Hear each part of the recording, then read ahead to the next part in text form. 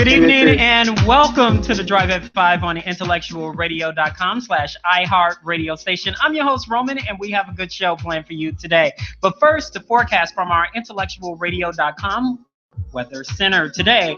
Milder, yes, Ria Ray, it is warm with some sunshine giving way to clouds, spotty drizzle here and there later this afternoon. High 53 degrees tonight.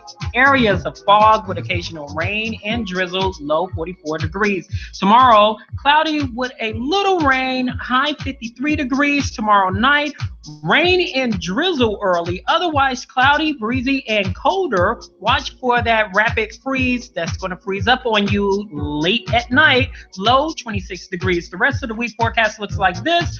Wednesday, cloudy and colder, high 33 degrees. Thursday, chilly and with some sunshine here and there, high 26 degrees. And on Friday, partly sunny and milder, high 45 degrees. The Drive at 5 is also part of the Monday Night Mogul with the Spiritual Hour at 4 p.m. Straight No Chaser with Rhea Ray Harris at 6 p.m. Monday Night Mingle with your girl Gina at 7 p.m. Maze Says with Maze Jackson at 8 p.m. The Drive at 5 is also part of the fabulous 5 at 5 on IntellectualRadio.com. Today, my guest is best known for her role as the choir soloist in the hit movie The Color Purple and her role in the Hunger Games. Please give a Drive at 5 welcome on the intellectual line, actress, singer, composer, what else they call you here? A woman who loves people, if I'll put it that way. A jack of all all trades here. Maria Howell, welcome to the Drive. Well, thank you very much for having me. No problem. Please give IntellectualRadio.com/iHeart radio station your background. Well, I started out a long time ago singing. That's usually what I tell people that I do first, and then it's kind of segued naturally into acting, which segued naturally into voiceover work, which segued into, just all kinds of things, coaching and what have you. So I would say under the umbrella of entertainment, I'm kind of, diversifying the portfolio. As I work and I like to pass on knowledge to those, that are coming up behind me, and I learn and they learn, and so it's a big perpetual cycle of everybody sharing information and sharing the love of what we do. Wow, that was so nice. I almost brought tears to my eyes there. You joined the church choir when you were 13. What inspired 13 years old. When you was 13? What inspired you to start singing at the age of 13? That's kind of early, you think? Well, I think so too. But when you come from a small town, and instead of having enough people in the church where you can have the children's choir, the young adult choir, and the senior choir, it's all combined. So you need bodies in the choir stand. So I was on the choir with my mom, and my mom played trumpet. And when she was in high school and in college, and so she, music was in the family. I've got an uncle that used to play with the Isley Brothers and Jimi Hendrix. I've got other artists in the family, so it just kind of, was around. Music was around, and I don't remember ever saying, I'm going to grow. Anybody telling me you should be a singer. It was this thing of like, I know what I'm going to do. I think I was about 6 or 7 when I knew that, and just kept on going through life, and it was just there. So I just went with it. You mentioned your mother. Your mother was a big influence in developing your singing career, and she also provided lessons for you. Was there any type of hesitancy or hesitation in singing, especially in front of people? You were in the choir, and was there like, actually, I don't want to do it? Mom, you can't make me type. Well, that's kind of interesting you should ask that question, because a lot of people, they don't think that I'm bashful or shy. I was painfully shy growing up. As long as I was in a group with them, I was fine and I was safe. But I never thought I was good enough to be out front. And so you couldn't make me sing on the spot. No. That was like, don't do that. Don't put me out there and embarrass me. Even if I was the high school choir president, which I was when I was in 12th grade, I still wanted to sing with the group.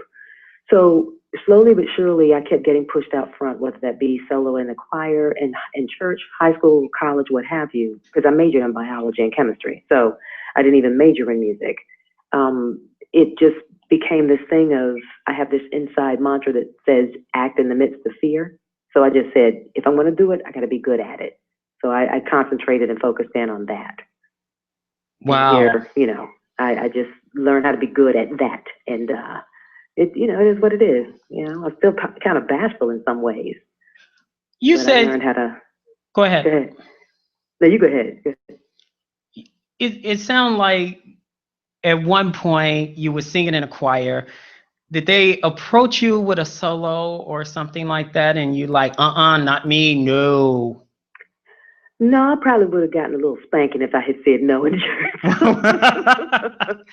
I said, okay. I remember my first solo was around the age of 13 and 14, and it was Worthy is Damn. I'll never forget that. I think it was for a Christmas, not Christmas, but Easter program.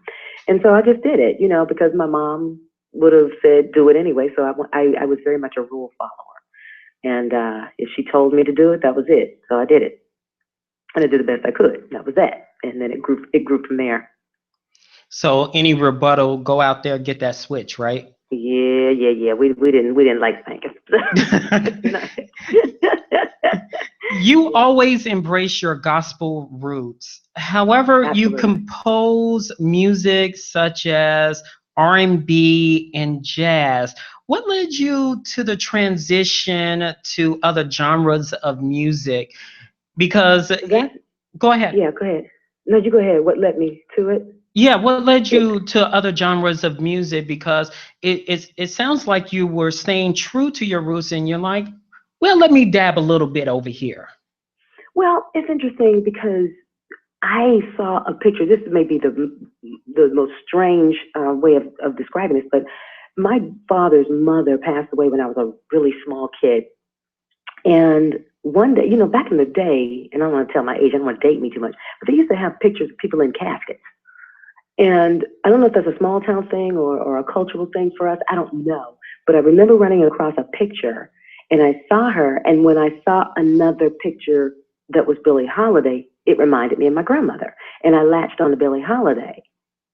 And then I started listening to her music. Then I started listening to other music. It expanded after that. And I really enjoyed, my grandfather, my mother's father, really enjoyed jazz and blues. And so I just started listening to the music at a very early age. None of my peers did, but it just something resonated with me. And it started with a photograph of my grandmother. And it just went on from there. And I just really appreciated and loved the style of music because, one, the lyrics, the double and triple entendres.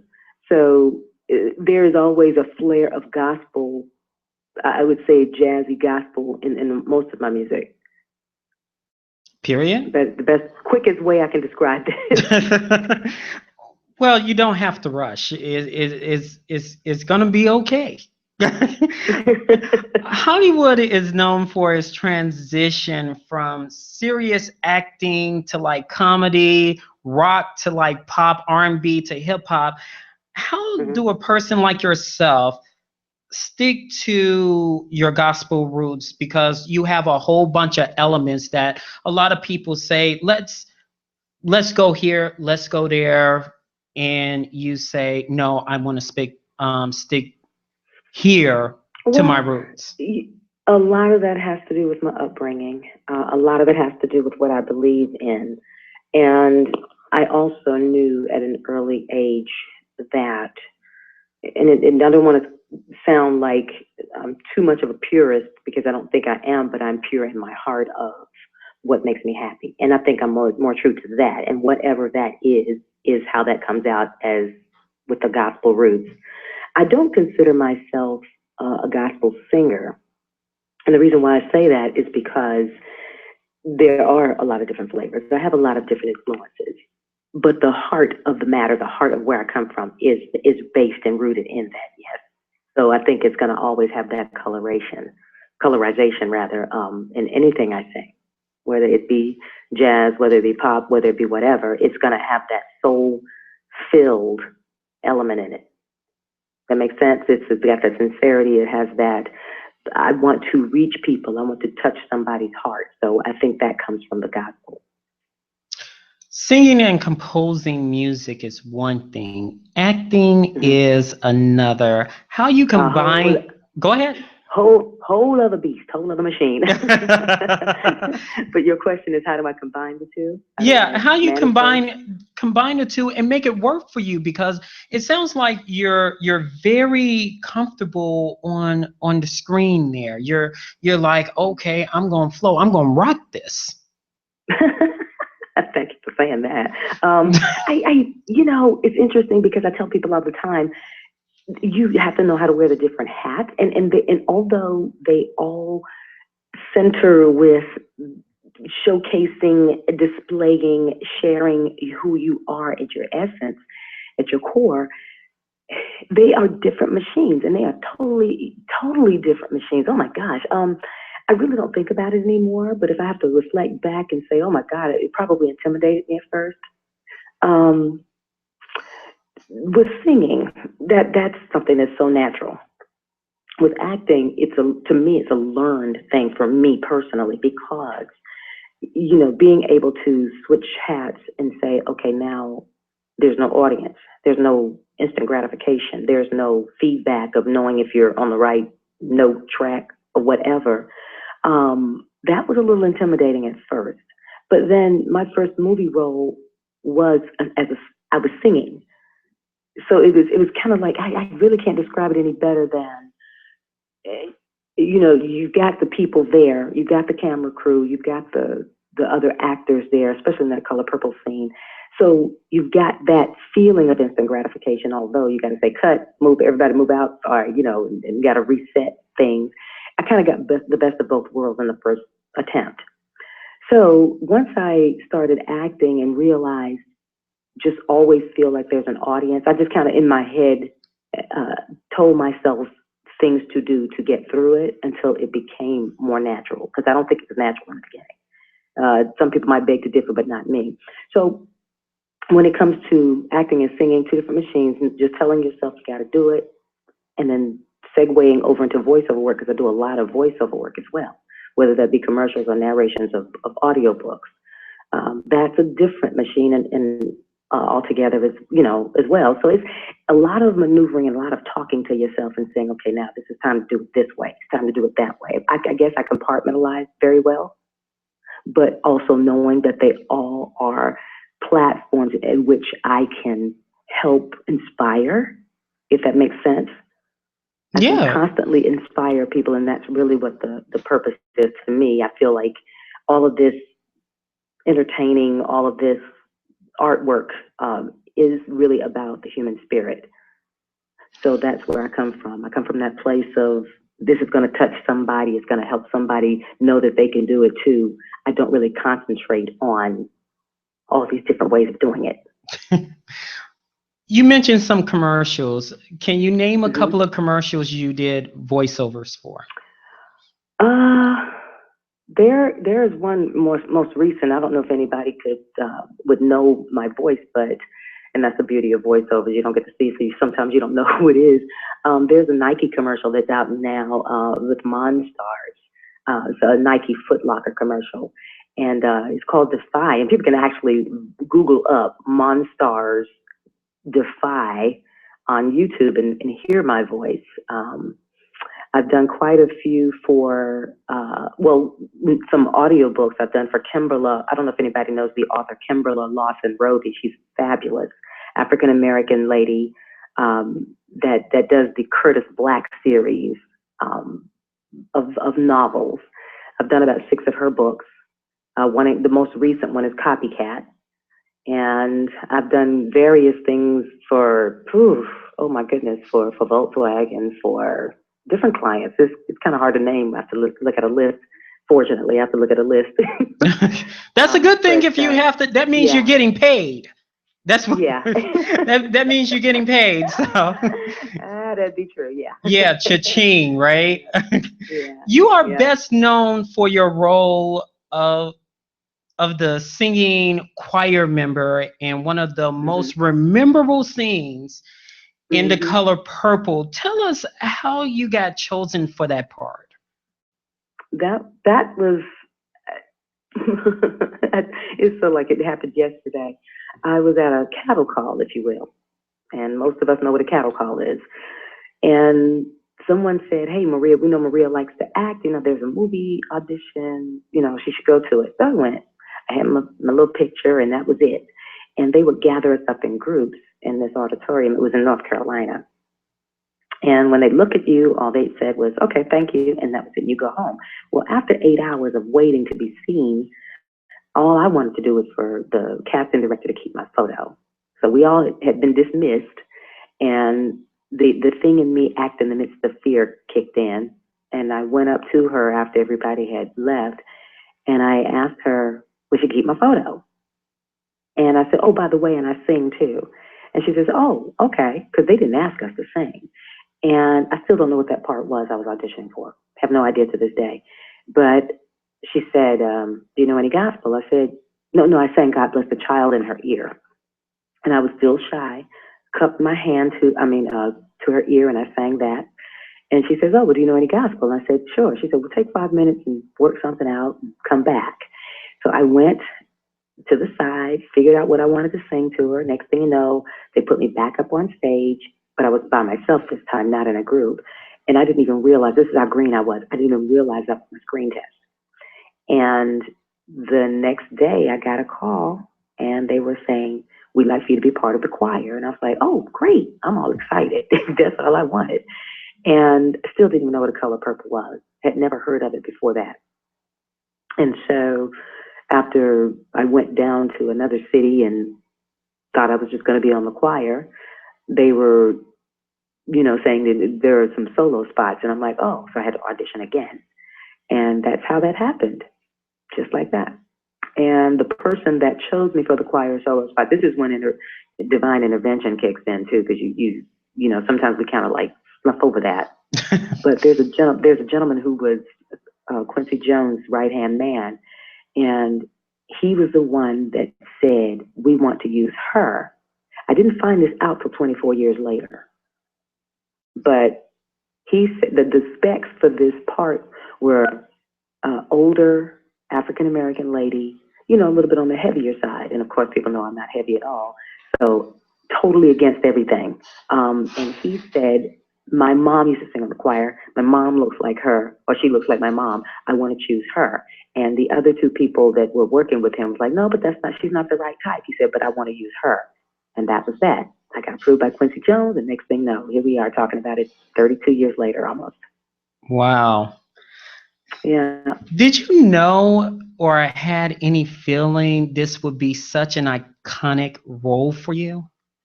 No, not at all. Because in the one scene, and someone, it was so funny, somebody referred to me as the one scene hit. And I'm like, "What do you mean by that?" And I thought about it. It's like, I was only in one scene in The Color Purple. I had no lines, but it's the pivotal part of the movie. Of course, I didn't know that, because and especially now, when you're in one scene, you don't even tell anybody you're in it until it's up on the screen, because you don't know if you're going to get cut.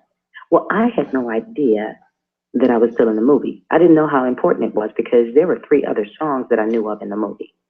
Well, 2 other songs. There were a total of 3, and I did not realize that mine would be the one to remain, to be visual, because the other 2 songs, you just hear them, you don't see anybody singing them.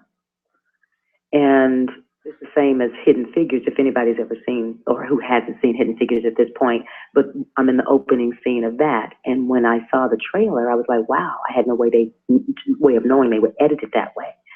So you never know. You just never know. When you're reading the script, it's an important piece, but you don't know where you're going to fit in the scheme of things. So no, I did not know. And when we went to the theater to see it, my father got up and walked out of the theater, and I'm like, why is he walking out? Because I only got this one scene. "Daddy, you're going to miss it if you don't stay here," right? Well, come to find out, he was so overwhelmed at seeing his child up on the screen that he walked out and cried. So, yeah, it was a very, very important part of my life, because it basically launched my career and opened doors for so many other opportunities. So, now, very, very happy about that. the most important question, Mm-hmm. the battle of that scene. Did you know you was battling with? Yeah. You knew Yes, I that. did. Steven Spielberg is one of the most fabulous directors in the whole wide world. He can make you feel like non-actor to Oscar winner star. He was so, and that was my first foray with acting. I had Steven Spielberg at that time. I mean, he was already like a mega star in the directing world, and I knew that it was something special. I just didn't know how special. All I wanted to do was meet Steven Spielberg and Quincy Jones. I was happy, you know. No But Oprah, no Whoopi. all of them too. But I mean, Steven Spielberg and Quincy Jones. I mean, yeah. I mean, yeah. Quincy Jones That's is don't like play it number down. one, but Whoopi and Oprah, they're like 10 or But at 11. that, and at that time, Oprah, I didn't know who Oprah was because Oprah wasn't syndicated at that point. Well, Okay. not in my market, not where I was from. I had heard of her, but I didn't know how big she was. And Whoopi, yeah, I was very much into Whoopi because I love comedy. So, yeah, but I knew who Quincy Jones was. Because you got to think about the music that I was listening to. I knew Quincy was producing and directing people, you know, and doing music with a lot of the greats that I was listening to. See, Quincy was doing jazz and all that kind of stuff before, you know, the contemporary later stuff. So, and everybody knew who Steven Spielberg was. So I was totally like, yeah. And then we had Gordon Parks, who I was very much aware of. He was the still photographer for the film. Oh, So wow. I was in royalty, the presence of royalty when it came to those three. You know. Did you get a chance to talk to one? They give you some advice or something like that? Like, Well, Margaret Avery and I kept in touch for a while, and she was, you know, basically encouraging me as well. And fortunately, she and I reconnected because when the 25th anniversary came, and I was in Atlanta, Georgia performing. I performed in a supper club for 9 years, and I didn't go to the celebration that Oprah held, but I had my own in Atlanta and invited Margaret to come to that, and she was so gracious and wonderful, and she reenacted the choir scene with me, and that was wonderful. So she's been a great help and encouragement for me. I got a chance to spend time with Whoopi Goldberg, reconnected with Harpo. His name is Willard Pugh.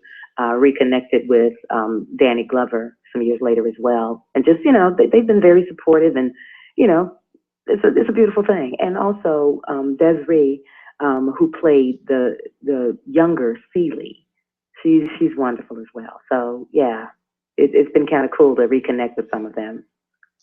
please explain to our listening audience on intellectualradio.com/iHeart radio station. You were involved in many movies, but one that sticks out is The Hunger Games. Tell us about that. Mm-hmm. Oh, that was a fun experience. Hunger Games, another example of, I didn't know what Hunger Games was at the time. And I read up on it and studied up on it just like I did The Color Purple. But that movie is, of course, being a franchise movie, was an experience in and of itself, to be part of that kind of franchise. I'm in Catching Fire. I played the part of Cedar. And just to be able to experience that level of movie is like, whoa, okay, that changes your whole perspective of movie making. It was a great experience. Jennifer Lawrence was wonderful, had a great time with her. Mm-hmm. And another, you know, the whole cast, everybody's just wonderful. But the story is more that, you know, futuristic type of, I can't even explain it any better than that, because one thing about the Hunger Games fans, they are very much like Harry Potter fans. They are very much like Lord of the Rings fans. And it's just a whole other level of movie making, movie magic, I'll say.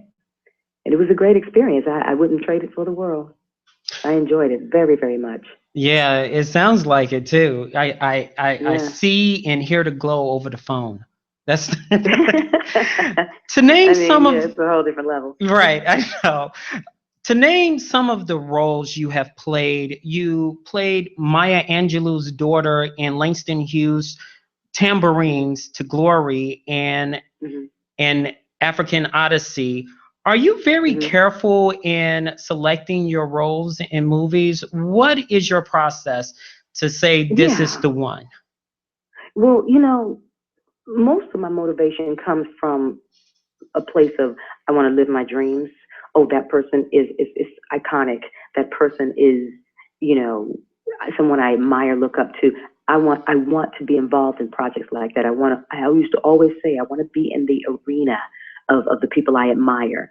And Dr. Maya Angelou was like, when I went to college in Winston-Salem, North Carolina, she was one of the professors at Wake Forest. So we could be in the town at any given time and go hear one of her lectures. And I used to go hear her lectures all the time. I mean, who wouldn't? I had read her books. And when the opportunity came, it was a no-brainer. It was in Charlotte, North Carolina at the Black Repertory Theater. And when I was approached to play her daughter, I was like, yeah, what day, what time? Yeah, I'm there early. So she was wonderful in that we would, we would walk around during rehearsals and she'd be holding my hand like we were in character all the time. And I was in heaven, just total heaven. Because, like I said, I had already heard her lectures and read her books, and it was just, that was a magical moment for me. So that one, I didn't have to think. I would have done that anyway, period. No question. There were other things that, like, for going back to audiobooks, Kimberly Lawson Roby, she's on the New York Times bestseller list. And the fact that her books are written in such a way where there's not a lot of profanity, that makes me feel good because I've got nieces and nephews I want to share things with. And I can probably talk to them better if I'm coming off a certain kind of way and practicing what I preach type thing. So it's some things I choose based on the fact that I love and admire that person, and some things I choose because I know there's a higher purpose. I'm thinking down the road, you know. So Like in the I future, choose, down the line yeah, there. yeah, yeah. Because I used I used to always say, now I'm not knocking anybody for whatever they do because everybody has their own life and journey. But for me, I want to feel good and comfortable and happy about what I do for the future of my family. Um, you probably won't see me naked on the screen. Oh Probably darn! Now you. won't you probably won't hear me saying certain words and stuff like that because it just goes against my grain, you know. But we talk about this all the time. I mean, it took a long time for me to. I don't know if anybody knows, but I sport a natural, a little short afro. Now I have wigs and things like that for different roles and stuff like that. But on my everyday look, I'm sporting an afro. Well, I got to a point I had to say I can't really live for anybody else. I have to be good in my own skin. So I wanted to cut my hair, and I cut it off for several reasons. But you know, I had to go with that. And I feel happier that I did it. And it seems like my world blossomed and opened up more as a result of it. When you're free within yourself, as I heard this quote the other day saying that when you are the master of your own soul, therefore that's when you're free. Mm. You know what I mean? And so the more I grow, the older I get in this life and the travel in this journey, the more I'm embracing that. You know, it just makes me feel good. And I want to feel good. Simple as that. You're So preaching when I to the choose my choir. when I choose my projects, I want to feel good. I want to work with the people I want to work with. You know, if it turns out it doesn't work out, it's okay. Just change it up. You know. Getting back to your music, you have shared the Mhm. stage to let you know a variety of music and the caliber of music you've been involved with. Ramsey Lewis, George Benson, Nancy Wilson, Boys to Men, Casey and JoJo, and the list goes on and on. Can you name some of the venues you have performed in and the venues you would like to perform? Yes, yes. I've performed. I used to live in Japan, so that was a widespread of I performed in the Blue Note in Osaka. That was a hit. That was a highlight of my career in Asia. Performed in quite a few stages abroad and in the United States. Mostly in the southeastern region, but I performed quite a bit in Los Angeles and theaters. Most of my venues are supper clubs or, like a festival, like Jacksonville, Florida, or Atlanta, Georgia, or Charlotte, North Carolina. A lot in the southeastern region where I have my home base. Out here in Los Angeles, I perform in like the Los Angeles Athletic Club on a regular basis. And I'm not sure if anybody's familiar with the Colony Theater, which is a really, really nice theater in Burbank, California. What about the Staples Center or something like that? The amphitheaters, I've opened up for Ray Charles once at an amphitheater in Charlotte, North Carolina, but not the Staples Center yet. Some of the places I want to perform are the Blue Note in New York, the Village Vanguard, out here in California, Yoshi's, because I'm a big fan of the jazz spots. Yeah, but most of my, I'm more of that cabaret singer, as people would call it, where Billie Holiday and Sarah Vaughan used to perform, those type of venues. But I've got a few places on my list. These days, you want to get into the jazz festivals around the world. I mean, Monterey Jazz Festival, who doesn't want to do that kind of thing? Or the, oh God, I can't name them right now, but they're all over the place. I would love to perform on those stages at this point. So it sounds like you know how to scat, right? Or it sounds like it, right? I got a little bit of that in there. Can you give us a little demo here of a little scat there? Let's get it. Let me see if I get something here. You got me after jet lag, so I'm going to work it out. Let me see here. I'll wait till the other question comes up. Go ahead. There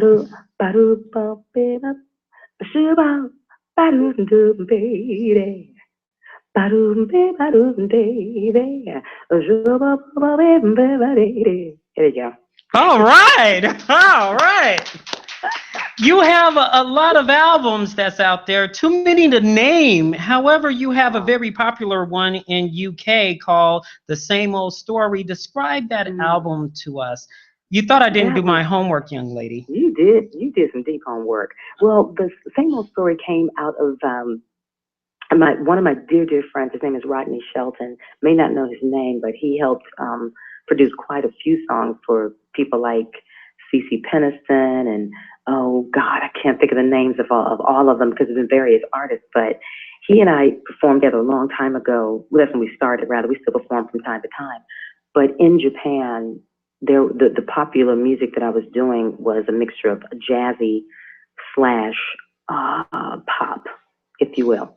And Same Old Story was born out of that because I recorded 2 CDs there, and Rodney produced them. And Same Old Story was the first one, and it was so wonderful.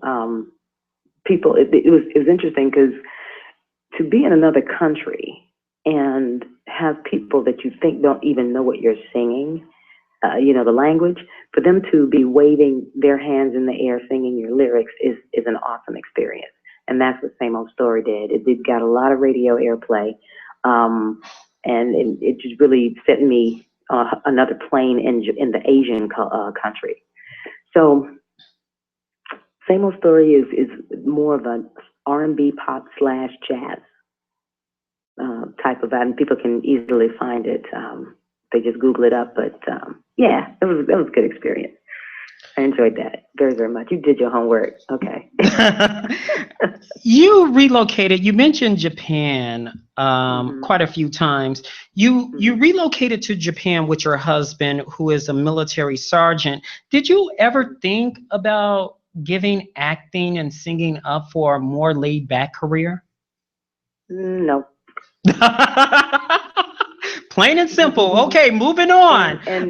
And fortunately, even though I'm not married any longer. Oh, I am so sorry. No, that's okay.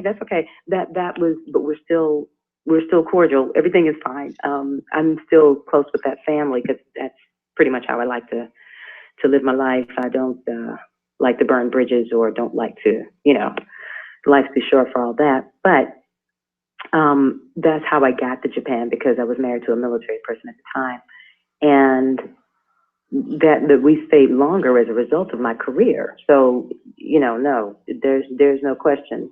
I don't believe in giving up what your dreams were before you ever met someone. Because dreams are not about a relationship. Dreams are about what God placed in your heart. So I'm very, very committed to what was in my heart, and what makes me me is, that's just it. Those are two different things for me. You have an upcoming event that's coming up real soon. Please explain to our listening audience on IntellectualRadio.com/iHeart radio station the details of that event. Okay, which event? Are you talking about SOAR, or we're talking about SOAR? Yeah, just describe SOAR and any other events that you got coming up. Because I'm going to concentrate on SOAR, because I was like, okay, which one this week? I love it. But SOAR is the Women's Empowerment Summit. Tam Lawrence, fabulous spirit. I'm glad we got to this too, because I'm so excited to be a part of this event, because as soon as you say the word empowerment, I'm in.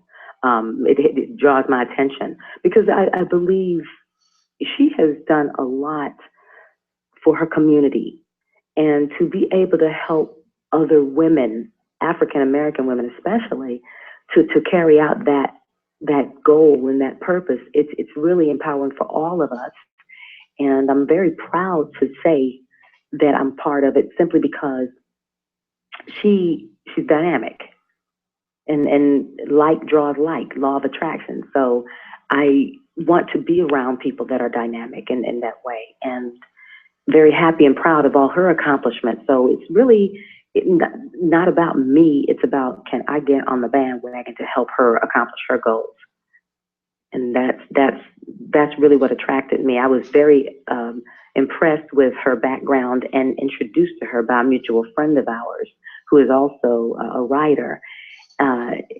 Cedric Nettles, and the rest goes on. I'm like, okay, yeah, count me in. I'm there. Even in your cold weather, I'm coming. So I'm not a big fan of cold weather, but I want to be there too. It's located in, because of time's sake, and I want to ask you this last question before we get a hard wrap here. It's located in Milwaukee, correct? Correct. Give the address so people can go out and get tickets. Let me pull up my information, because I don't have it right here in front of me. Okay, well, this is what I'm going to do while you do that. I want to ask you this question before we leave today, because a lot of people will ask this question and they inbox me. So I'm going to ask it of you, okay? Okay. All right. I cannot let you go without singing a little bit of "God Is Trying to Tell You Something." Can you do that? And we'll close out. Thanks to Earl Winfrey, our executive producer, Real Ray Harris, and Wanda behind the scenes. Real Ray Harris is up next with Straight No Chaser. Close us out of here. Thank you, Maria Howell. God bless you, and more success to you. We'll be back next week on The Drive at 5. Take us out with "God Is Trying to Tell You Something." Well, if I were you, I would say yes. Speak, Lord, speak to me. I was so blind, I was so lost, until you spoke to me. Oh, speak, Lord, speak to me. Speak, my Lord.